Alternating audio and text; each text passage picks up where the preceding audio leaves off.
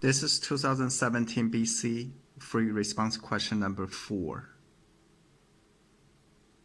Okay, let me read the question. At a time t equal to 0, a boiled potato is taken from a pot on a stove and left to cool in the kitchen.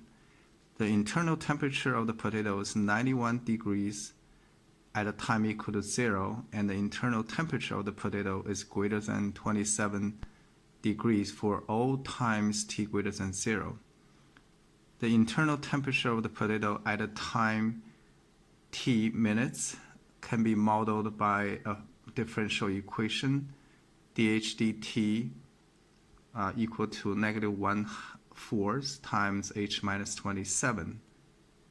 And h of t is measured in Celsius, and h of 0 is 91. So I rewrite the initial conditions. H is the temperature and always greater than 0 for t. H of 0 is 91 degrees. H of t is always greater than 27 degrees, and the model is dH dt equal to expression over here. The first question is write an equation for the line tangent to the graph of h at a t equal to 0, and use this equation to approximate the temperature of the potato at a t equal to 3.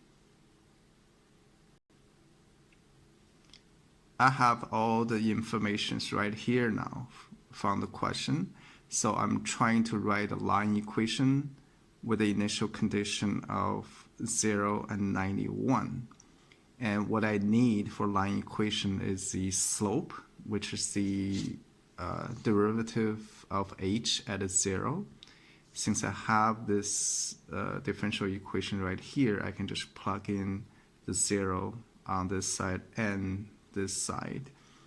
And so that's what I have over here. So h of 0 is 91. And I substitute the h of 0 with the 91, and this whole thing equals to negative 16, and which is the slope. And the line equation will be the first y is h of 0 plus the derivative times t minus 0. Remember, this time the self-variable is the time, so you have to use a t instead of x.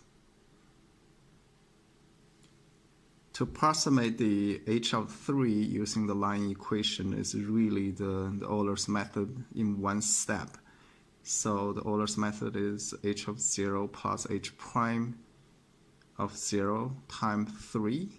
This is basically the line equation over here. So you just plug in the 91 for h of 0 minus 16, and the t is 3, so you get 43 degrees.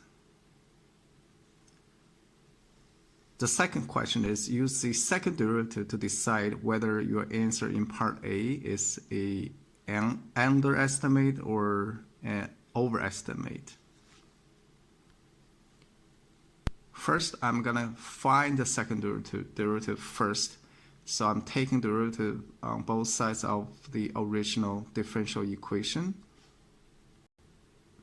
which is given over here. So the second derivative equal to negative 1/4 h prime of t.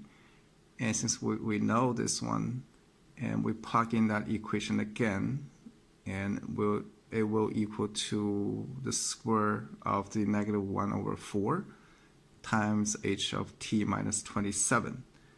But from the initial condition, we know h of t is always greater than 27, regardless of the time greater than, which is always greater than or equal to 0. So, this term is always positive. And this one is something squared, a negative number squared is also positive. So the double derivative is positive in this case. Since the double derivative is positive, the curve is concave up. And if you look at the curve, this curve looks like that if you sketch it. and the tangent line will be something like that. So when x equal to 0 is right here, and for x equal to 3, since we're using this point to estimate something on the curve, and this point is always underestimate. So you really have to say both. You have to say the curve's concave up, and the points should be always underestimate. Part C, they changed the model, changed H to G in this case. So they say for t less than 10, I'm going to use the different models. So dg of over dt equal to negative g minus 27 raised to the 2/3 power.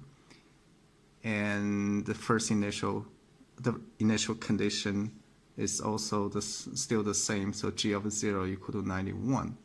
They ask you two questions. Make sure you realize that this is two questions.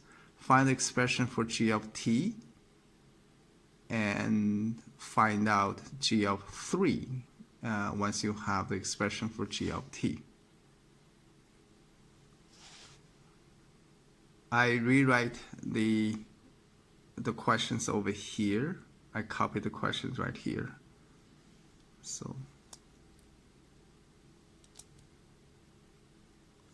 and I also write the questions, what they asking me, g of x equal to what, and g of 3 equal to what. Make sure you remind yourself, and more than often you will forget the second question because you're so preoccupied on the first one.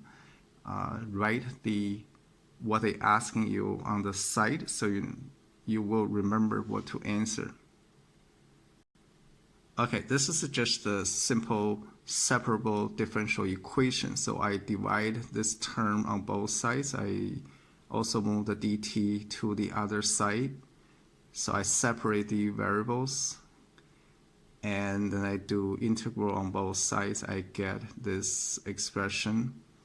And make sure you probably want to use the memorizers for the integrals, because when you're on the test, you probably will be very panic, and you can easily make the numerical errors on those things. So I write C1 in here, and then I multiply the 3 on both sides. I changed this equation to this, and at this time the C is 3 times C1.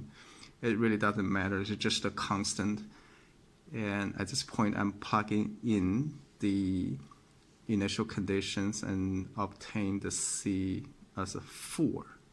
Then I go back to this expression to replace the C with a 4. I get my final answers in here. Obviously I have to really raise the third power on both sides of the equation. The second question is, what is g of 3? You may easily forget about this at this point, because you're probably so happy to get this expression and don't answer the last one. So g of 3, when you plug in the 3 over here, you get a 54. Okay.